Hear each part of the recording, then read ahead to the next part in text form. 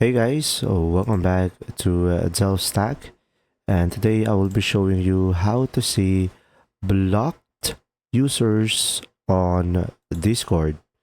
So in order for you to do this process, first is you could just simply go ahead and go to your Discord, and now once you are here on your Discord, to see the people that you have blocked recently, you would just simply go ahead and go for the user settings over here. Down below on the left side of the screen, it will be the gear icon.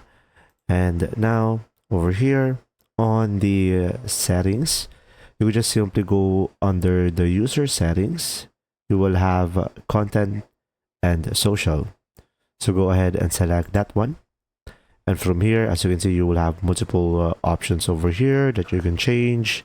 But pretty much the thing that we need is down below. So scroll down until you see here accounts you have blocked or ignored. So from here, you are in control. So from here, you could just simply select unblock over here if you want to unblock a specific profile.